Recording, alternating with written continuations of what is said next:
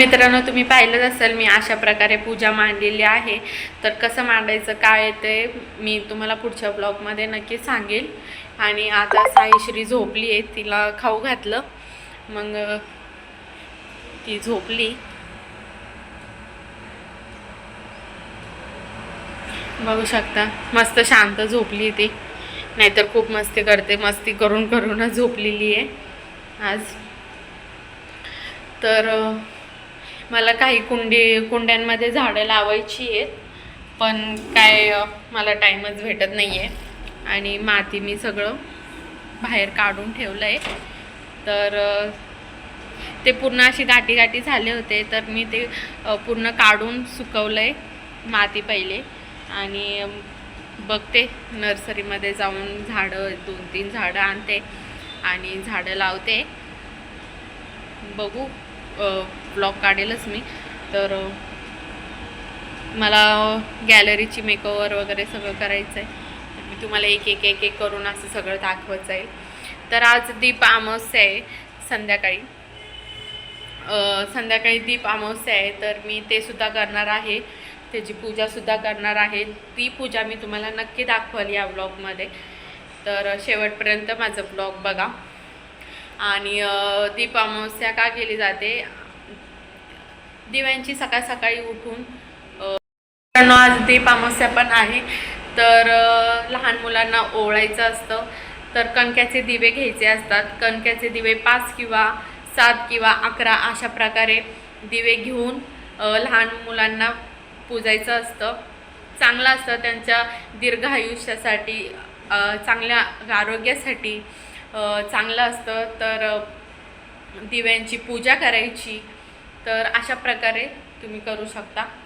तर आज मी संध्याकाळी करेलच, तर दाखवेलच मी. तर तुम्ही शेवटपर्यंत माझा ब्लॉग बघा.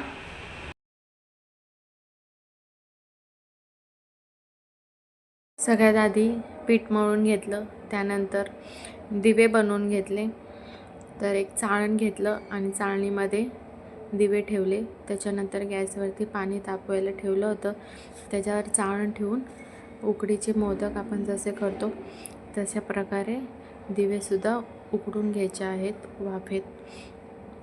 मग याला कणकेचे दिवे असे म्हणतात. तर अशा प्रकारे दिवेसुद्धा रेडी झाले मस्त. तर हे बघू शकता तुम्ही, किती सुंदर असे दिवे झालेत. मी 5च दिवे केले.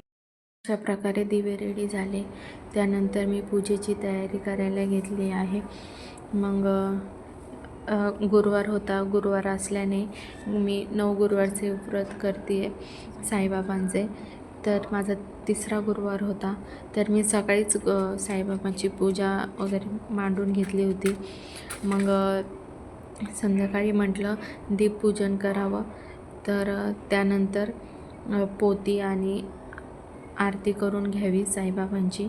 तर म्हटलं पहिल्या दिव्यांची पूजा करून घेऊ, दिवे लावून घेऊ, त्यानंतर पोती आणि आरती दोन्हीही संगत करून घेऊ, म्हणजे दीपपूजनसुद्धा होईल, त्याचीही आरती होईल, त्याचीही पूजा होईल आणि साईबाबांचीही पूजा होईल.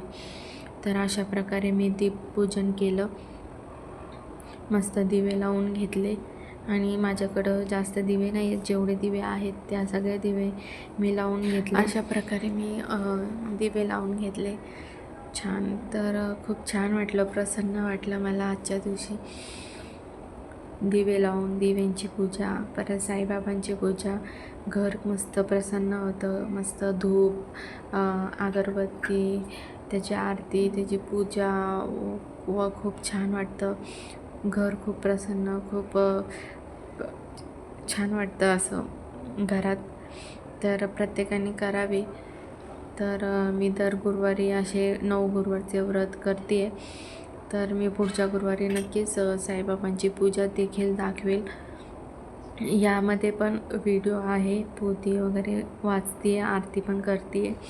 तर फुल डिटेल्समध्ये मी पुढच्या गुरुवारच्या मध्ये दाखवेलच तुम्हाला.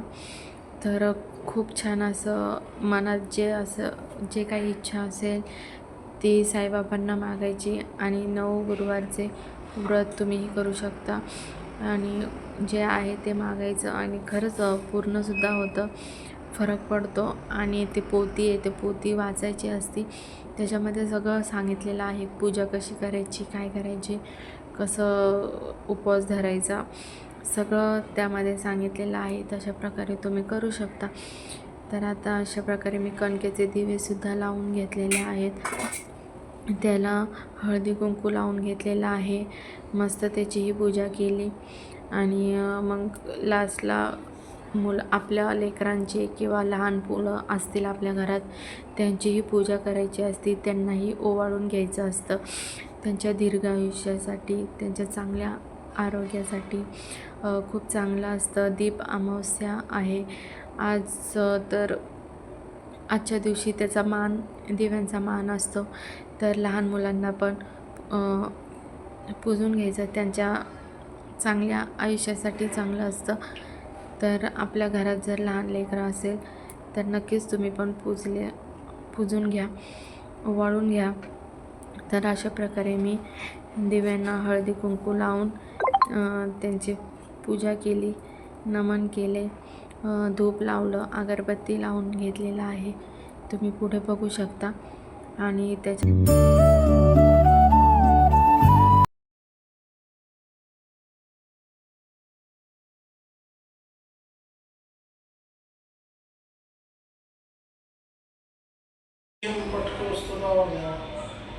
बघू शकता ताटसुद्धा तयार केलेला आहे. आणि आता साईश्रीला ओवाळून घेते, बघा कशी बसली आहे मस्त शांत. तर माझा ब्लॉग आवडला असेल तर लाईक करा, शेअर करा, सबस्क्राईब करायला विसरू नका. आणि माझे नवनवीन व्हिडिओ बघण्यासाठी बेल आयकॉनवर क्लिक करा, म्हणजे माझे व्हिडिओ तुमच्यापर्यंत येते. So bye.